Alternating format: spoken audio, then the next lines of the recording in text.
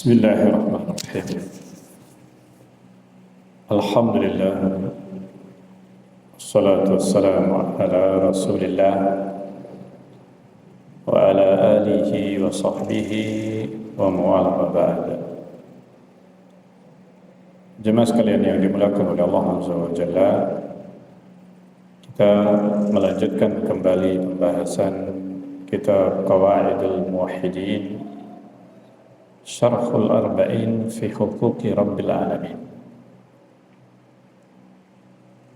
Kita sampai kepada hadis yang ke-39, Al-Hadis At-Tasi' wa Thalathun, bab min tahqiqit tauhid. Bab di antara bentuk realisasi tauhid adalah ittiba'us sunnah,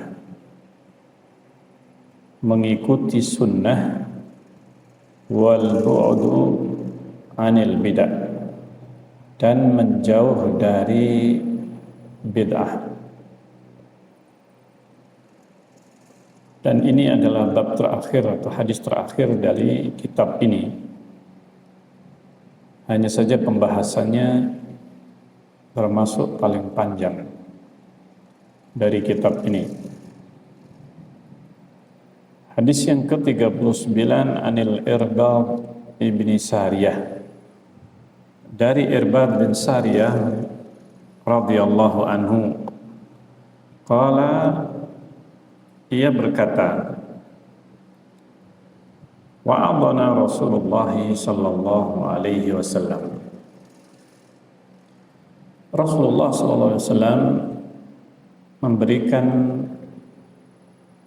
mau'idhah, nasihat kepada kami suatu hari ba'da sholatil wada, setelah sholat subuh. Kebiasaan Rasulullah SAW setelah sholat subuh memberikan nasihat kepada para sahabat radhiyallahu anhum. Mau'idhatan, dengan sebuah nasihat balighatan, yang sangat balighah, yang sangat menyentuh. Zarafat minhal uyun, hingga meneteskan air mata. Para sahabat meneteskan air mata. Wajilat minhal qulub, dan bergetar hati-hati para sahabat. Faqala rajulun, maka ada seorang di antara sahabat radhiyallahu anhum yang mengatakan, inna hadihi, sesungguhnya ini adalah mau'idatu muwaddi', sebuah nasihat orang yang mau berpisah. Ini adalah nasihat orang yang mau berpisah, orang muwaddi'. Famadza ta'hadu ilaina ya Rasulullah? Famadza ta'hadu ilaina? Apa yang engkau wasiatkan kepada kami, wahai Rasulullah? Ini pertanyaan sebagian sahabat ketika mendengar nasihat Rasulullah yang sedemikian menyentuh. Karena nasihat yang demikian mendalam, wasiat dan nasihat yang sedemikian mendalam ini, sampai para sahabat gemetaran hatinya dan sampai meneteskan air mata. Bercucuran air mata para sahabat mendengarkan nasihat itu. Qala, di antaranya beliau mengatakan, usikum bitaqwallah, aku wasiatkan kepada kalian untuk bertakwa kepada Allah. Wasam'i wa ta'ah, mendengar dan taat.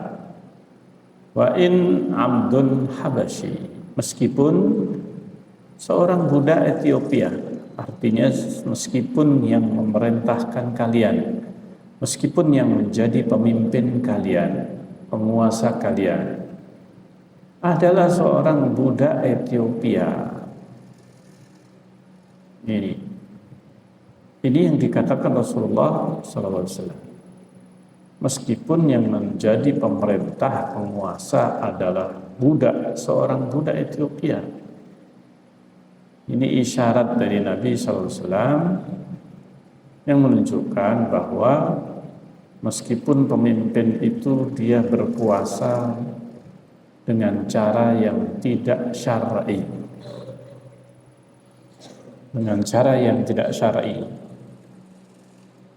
artinya bisa jadi mungkin dia berkuasa dengan cara kudeta, memberontak, atau terpilih atau dipilih dengan cara yang tidak syar'i. Karena secara syar'i tidak mungkin yang dipilih menjadi penguasa adalah seorang budak. Tidak mungkin ahlul ilmi atau ahlul halli wal aqdi, para orang yang berwenang untuk mengangkat pemimpin, tidak mungkin mereka itu mengangkat pemimpin budak yang masih menjadi milik orang, yang masih menjadi milik majikannya. Tidak mungkin jadi penguasa. Artinya yang namanya penguasa mesti hanya bisa diangkat dari orang yang merdeka, bukan orang budak. Kalau ada budak berkuasa, berarti dia tidak mungkin diangkat, ditunjuk, ditetapkan dengan cara yang syar'i, yang benar. Mesti dia akan melakukan cara yang salah, cara yang menyelisihi syariat. Kudeta, dan itu pun kudeta itu melalui beberapa tahapan yang keseluruhannya adalah tahapan yang salah. Di antaranya, kalau budak, bagaimana dia bisa berkuasa? Mesti dia akan yang pertama kali dia harus membebaskan dirinya dari majikannya. Kalau dia statusnya masih budak, berarti dia melarikan diri. Melarikan diri bisa jadi hanya lari saja, dan itu sudah kesalahan. Ini sudah melakukan kesalahan, karena lari dari majikan ini perbuatan yang melanggar hukum syar'i. Seorang budak dia tidak akan bisa lepas dari perbudakannya kecuali jika yang pertama dibebaskan oleh majikan. Ini dibebaskan, atau ada perjanjian pembebasan diri dengan membayar sejumlah uang tertentu yang disebut dengan mukatabah. Atau dia dibeli dan kemudian dibebaskan oleh majikannya. Nah, intinya ketika dia kok bisa jadi penguasa, mesti dia akan melakukan yang pertama, dia membebaskan dirinya dengan cara yang tidak benar. Karena Rasulullah menyebutkan meskipun budak Ethiopia, artinya statusnya masih budak. Kalau bisa lepas dari majikannya, melarikan diri. Melarikan diri, kemudian yang kedua dia akhirnya menggalang kekuatan dengan rencana untuk mengkudeta atau untuk merebut kekuasaan. Nah, ini juga kesalahan yang berikutnya, menggalang kekuatan, pengen memberontak. Ini kesalahan atau kebatilan yang kedua. Yang ketiga, ketika dia berhasil berkuasa, dan tidak mungkin kecuali mesti harus ada korban dalam kudeta itu, meski akan membunuh, melukai, minimal dia akan menangkap rajanya, kemudian mengancam. Dan yang mana seorang penguasa tidak mungkin begitu saja dia bisa melepaskan kekuasaannya, kecuali kalau dia terancam kematian yang tidak bisa dilindungi. Dan kebanyakan mesti harus ada korban nyawa. Yang tidak benar dikorbankan untuk merebut kekuasaan. Maka budak Ethiopia seandainya jadi penguasa, berarti dia harus melewati 3 tahapan ini. 3 tahapan yang keseluruhannya adalah batil, berdosa, maksiat. Makanya ketika Rasulullah mengatakan meskipun budak Ethiopia, artinya meskipun yang menjadi penguasa itu budak Ethiopia, artinya dia berkuasa dengan cara yang salah, tetap harus ditaati. Kalau sudah jadi penguasa, tetap harus ditaati, jangan sampai diberontak lagi. Meskipun dia menguasai dengan memberontak, maka kaum muslimin ini yang faham dengan ajaran Rasulullah ini, maka mereka tidak boleh memberontak, mengkudeta orang yang berkudeta. Nah, ini orang yang berkuasa dengan cara kudeta. Ini tidak boleh dikudeta juga. Karena kalau seandainya dibolehkan penguasa dikudeta, yang mengkudeta ini jadi penguasa, kemudian dikudeta oleh kelompok yang lainnya, saling kudeta. Nah, ini kalau seandainya dibolehkan, luar biasa, kekacauan mesti akan timbul ketika terjadi perebutan kekuasaan. Ketika terjadi perebutan kekuasaan, mesti bakal timbul. Nah, penguasa tidak mungkin dia tidak mempertahankan dirinya untuk mempertahankan kekuasaannya. Demikian juga sebaliknya, yang mengkudeta dia sudah berusaha mati-matian. Nah, ini ketamakan untuk berkuasa, dia akan menghalalkan segala cara untuk berkuasa meskipun korbannya ini puluhan, ratusan, ribuan orang. Dia siap untuk mengorbankan yang di bawah atau pengikutnya. Subhanallah. Sehingga ambisi kekuasaan ini bisa menjadikan korban kudeta, perebutan kekuasaan, baik yang mempertahankan maupun yang merebut, mesti akan mati-matian untuk mempertahankan dan untuk mewujudkan keinginannya. Subhanallah. Maka seandainya sudah terjadi pemberontakan, kudeta, yang mesti akan jatuh korban yang demikian banyak, maka kalau sudah berkuasa tidak boleh untuk dikudeta lagi. Makanya Rasulullah mengatakan wa in abdun habasyi, meskipun budak Ethiopia, fa innahu, karena sesungguhnya man ya'ish minkum, jadi orang yang memiliki kecerdasan sedikit saja akan memahami sabda Rasulullah ini. Memahami sabda Rasulullah wa in abdun habasyi, meskipun budak Ethiopia tetap mendengar dan taat.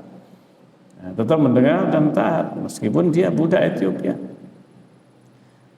Dan ini diisyaratkan oleh Rasulullah bahwa seandainya penguasa itu dia berkuasa dengan cara yang zalim seperti budak Ethiopia ini, maka tetap harus ditaati. Karena kata Rasulullah fa innahu man ya'ish minkum ba'di, barang siapa yang ya'ish minkum, yang hidup di antara kalian, artinya sepeninggal Rasulullah sallallahu alaihi wasallam, yara ikhtilafan katsira, niscaya dia akan melihat perselisihan yang banyak. Perselisihan yang banyak. Ikhtilafan katsira. Maka wa iyyakum wa muhdatsatil umur, ini sebagian lafaz dimajukan dari yang lainnya. Dengan lafaz ini disebutkan wa iyyakum wa muhdatsatil umur. Ini hati-hati kalian dengan perkara baru. Di sini ikhtilafan katsiran langsung disebutkan oleh Rasulullah dalam lafaz ini, hati-hati dengan perkara baru. Ketika terjadi perselisihan, maka hati-hati dengan perkara yang baru. Di sini Rasulullah menyebutkan secara langsung terjadinya perselisihan itu akan jelas menimbulkan berbagai macam pemahaman yang berbeda-beda. Maka langsung diingatkan oleh Rasulullah, hati-hati kalian dengan perkara baru. Ketika terjadi perselisihan, maka Rasulullah mengisyaratkan jangan sampai mengambil perkara yang baru.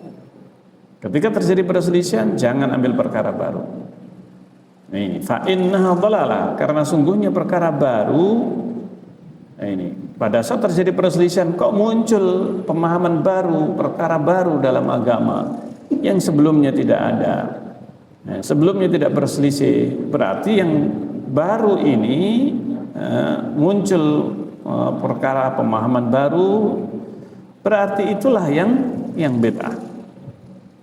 Nah, ini fa innaha dhalalah. Karena sungguhnya perkara yang baru itu adalah sesat. Adalah sesat. Di sini tidak disebutkan kata bid'ah dalam lafaz ini.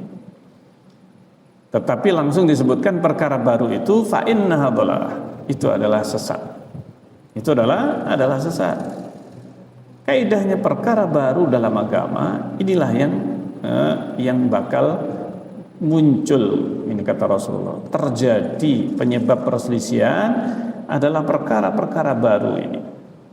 Karena sungguhnya perkara yang baru inilah yang sesat.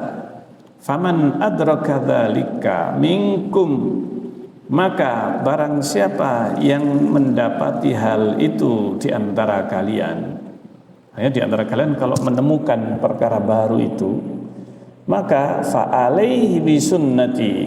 Barang siapa di antara kalian yang mendapati perkara baru yang itu adalah kesesatan, maka fa'alaihi bisunnati, maka dia harus berpegang teguh dengan sunnahku wa sunnatil khulafair rasyidin, dan sunnah khulafair rasyidin. Nah, ini wasiat satu-satunya cara untuk menghindari berbagai kesesatan, berbagai perkara yang baru tadi yang sesat. Maka satu-satunya jalan, cara untuk bisa selamat dari kesesatan itu, maka wajib berpegang teguh dengan sunnahku dan sunnah khulafair rasyidin al-mahdiyyin yang mereka mendapat petunjuk. Addu 'alaiha bin nawajid, gigitlah dengan gigi geraham. Ini hadis yang diriwayatkan oleh Imam At-Tirmidzi rahimahullah taala. Hadis ini dengan lafaz yang redaksinya berbeda dari yang biasanya disampaikan atau biasanya dinukil. Dan kedua lafaz ini atau beberapa lafaz ini termasuk lafaz yang disebutkan penulis, ini adalah hadis yang sahih riwayatnya dengan beberapa lafaznya saling menjelaskan, menguatkan antara satu lafaz dengan yang lainnya. Nah, ini hadis yang luar biasa. Hadis yang sangat luar biasa pentingnya di dalam memahami manhaj yang benar, akidah yang benar, keyakinan, prinsip-prinsip dalam beragama, dalam menjalankan agama ini, maka diajarkan dalam hadis ini oleh Rasulullah SAW, yaitu apa?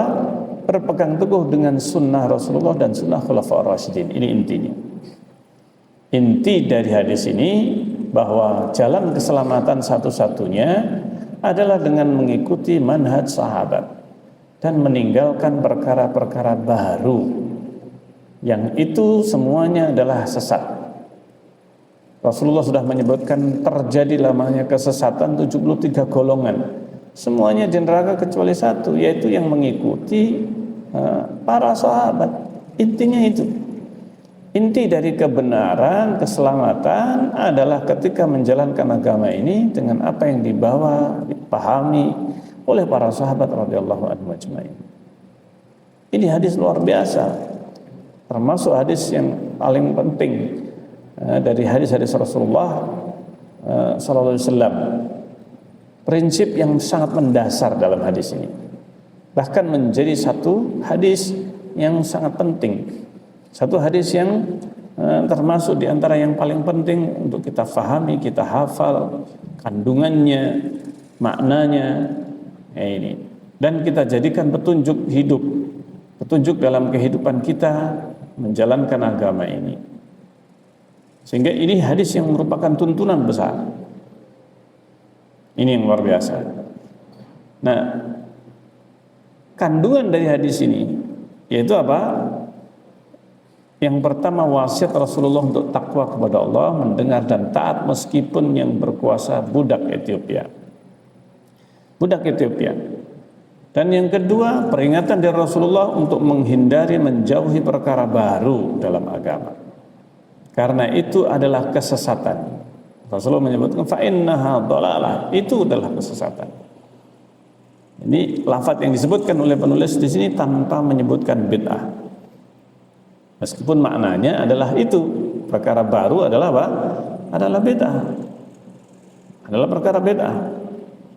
Maka Rasulullah perintahkan dalam hadis ini berpegang teguh dengan sunnah Rasulullah dan sunnah Khulafaur Rasyidin agar selamat dalam menjalani agama ini. Maka ini yang harus dilakukan. Nah, definisi sunnah, apa itu yang dimaksudkan sunnah? Yang dipesankan oleh Rasulullah SAW, alaikum bisunnati, dalam hadis ini, sunnah mengikuti jalannya Nabi dan para sahabat dalam beragama, dalam agama ini. Itu saja. Jalan sunnah, keselamatan seseorang yang terjamin dengan sunnah ini, maka dia akan terjamin. Barang saya berpegang teguh dengan sunnahku dan sunnah Khulafaur Rasyidin, maka dia selamat. Dialah yang selamat.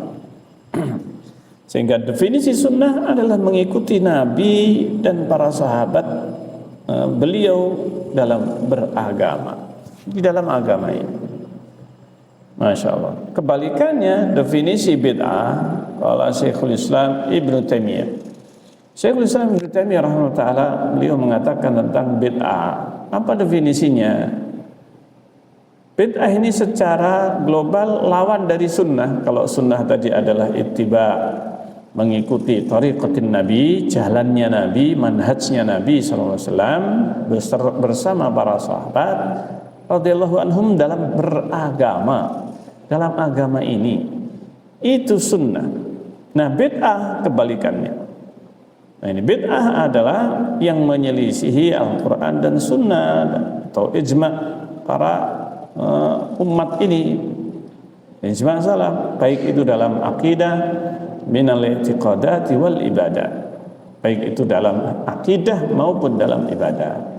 Ini definisi bid'ah yang disebutkan Syekhul Islam Ibnu Taimiyah. Ma khalafatil kitab was sunnah, yang menyelisihi Alkitab dan Sunnah, atau ijma' as-salafil ummah, atau sepakatan para salaful ummah, para salaf umat ini, baik itu dalam akidah, minal i'tiqadat wal ibadah, ataupun dalam perkara ibadah. Ini definisi yang disebutkan, meskipun ungkapan berbeda-beda tetapi mengarah kepada hal yang sama. Asy-Syatibi menyebutkan definisi bid'ah thariqatun fid dini mukhtara'ah, jalan di dalam menjalankan agama, mukhtara'ah, yang itu dibuat-buat, bukan dari tuntunan Nabi SAW. Mukhtara'ah, tudahi syara'iyah, tudahi syariah, menyerupai syariat. Ini bid'ah, menyerupai syariat. Makanya bid'ah itu menyerupai syariat, sehingga orang-orang mengamalkan itu seperti halnya bagian dari syariat, padahal ini bid'ah. Artinya tidak ada tuntunannya dari Rasulullah SAW dan para sahabat. Tudahi syariah, yuqsadu bisuluki 'alaiha, yang ditujukan dengan menjalankan bid'ah itu al-mubalaghah. Nah, ini yaitu apa? Bersungguh-sungguh, berlebih-lebih dalam beribadah kepada Allah. Nah, ini mughalaf fiddin.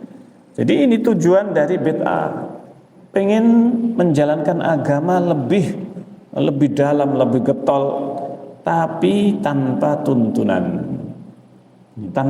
dari Nabi atau menyelisihi tuntunan Nabi SAW. Maka terjerumus dalam metode baru yang diada-adakan, maka jadilah bid'ah yang dikira, disangka bagian dari syariat atau menyerupai, mirip dengan syariat, kelihatannya sama, bagus. Nah, ini, maka ini yang disebut dengan bid'ah. Wa yumkin an nu'arrifaha min majmu'i kalami ahli ilmi, dan mungkin untuk didefinisikan, kita definisikan dari secara keseluruhan atau rangkuman kalam ahli ilmi, perkataan para ahli ilmu, mungkin untuk didefinisikan sebagai bentuk ringkasan dari definisi-definisi yang disebutkan para ulama, bi'annaha kullu amrin muhdatsin, yaitu semua perkara baru, kullu amrin muhdatsin fid din, dalam agama, di dalam beragama, Nah ini yang disebut dengan bid'ah dalam agama. Kalau fi dunya, fi umuri dunya, dalam perkara duniawi, maka bid'ah itu bagus kalau menghasilkan manfaat maslahat yang rajihah. Maka patokannya bid'ah itu yang dimaksudkan dalam hadis Rasulullah yang sesat, bid'ah dalam agama. Adapun bid'ah dalam perkara dunia, Rasulullah sudah menyebutkan antum a'lamu bi umuri dunyakum. Kalian lebih tahu, lebih paham urusan dunia kalian. Mau bid'ah apapun dalam perkara duniawi, maka jika itu maslahat yang baik, yang rajihah, maka bid'ah itu bid'ah hasanah. Ini yang sebenarnya disebut bid'ah apa? Hasanah dalam perkara duniawi. Tetapi dalam perkara agama tidak ada bid'ah hasanah. Tidak ada bid'ah hasanah. Tidak pernah Rasulullah menyebutkan bid'ah hasanah. Ini yang seharusnya difahami sebagai bid'ah hasanah, bid'ah dalam perkara duniawi yang maslahatnya lebih besar. Maslahatnya lebih besar dari madaratnya.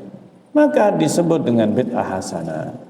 Yang pada hakikatnya mirip dengan istilah yang disebutkan para ulama yang disebut dengan masalihul mursalah, maslahat lepas.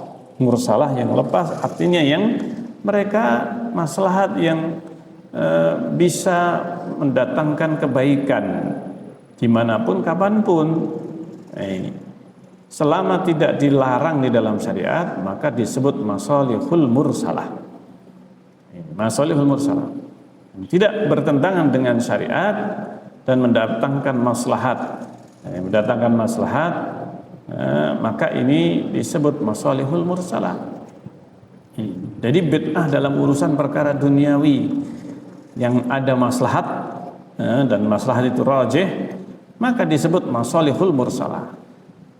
Atau yang mungkin disebut bid'ah, seandainya bid'ah, maka ini bid'ah hasanah, bid'ah fid dunya, fi umuri dunya, bid'ah dalam perkara duniawi. Ini pentingnya kita memahami perbedaan antara bid'ah dalam perkara duniawi dan bid'ah dalam perkara agama. Bi anna kullu amrin muhdatsin fid din wujidal muqtadi lahu. Ini definisi yang disebutkan Syekhul Islam atau dari ringkasan para ulama, ringkasan definisi para ulama. Perkara baru, bid'ah adalah semua perkara baru dalam agama. Perkara baru dalam agama. Wujidal muqtadi lahu. Terdapat sesuatu yang mengharuskan untuk diadakan atau untuk dilakukan, ada maslahat atau ada perlunya, ada pentingnya untuk diharuskan untuk memunculkannya, mewujudkannya. Wa zala mani'uhu, dan tidak ada penghalang di masa Rasulullah, tidak ada penghalang untuk melakukan hal itu. Wa ma'adzalika, tapi meskipun demikian ada dorongan untuk melakukannya dan tidak ada penghalang untuk melakukannya di masa Rasulullah. Artinya bisa dilakukan di masa Rasulullah, mungkin untuk dilakukan di masa Rasulullah SAW. Ada dorongan untuk itu, ada kepentingan, keperluan. Dan tidak ada penghalang kalau seandainya dilakukan, bisa di masa Rasulullah. Tetapi ma'adzalika lam ya'mal, meskipun demikian tidak dilakukan oleh Rasulullah maupun para sahabat atau para tabi'in, generasi salaf. Meskipun demikian tidak dilakukan. Berarti apa? Lam ya'mal bihin Nabi sallallahu alaihi wasallam wa ashabuhu, tidak dilakukan oleh Nabi maupun para sahabatnya. Maka perkara itu menjadi perkara bid'ah.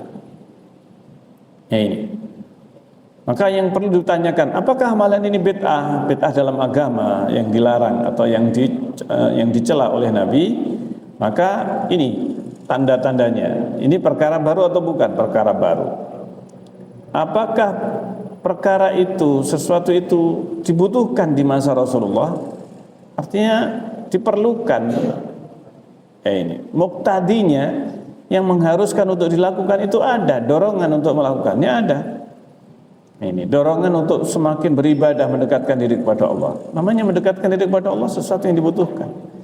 Ini perkara agama ini ada dorongan dan tidak ada penghalangnya. Ini. Tetapi apa? Tidak dilakukan oleh Rasulullah Sallallahu Alaihi Wasallam. Maka perkara tersebut adalah bid'ah. Ini penting untuk kita pahami. Berbeda dengan perkara baru yang tidak ada di zaman Rasulullah dan tidak mungkin ini dilakukan, seperti perkembangan teknologi. Ini perkara bid'ah baru, tetapi sesuatu yang dilakukan di masa sekarang dan tidak mungkin dilakukan di masa Rasulullah SAW. Baik, ini insya Allah yang bisa kita bahas dalam kesempatan kita kali ini. Kita akan lanjutkan penjelasan lebih detail permasalahan ini dalam kajian yang akan datang insya Allah Ta'ala. Kita akhiri subhanakallahumma rabbana bihamdik asyhadu an la ilaha illa anta astaghfiruka wa atubu ilaik. Assalamualaikum warahmatullahi wabarakatuh.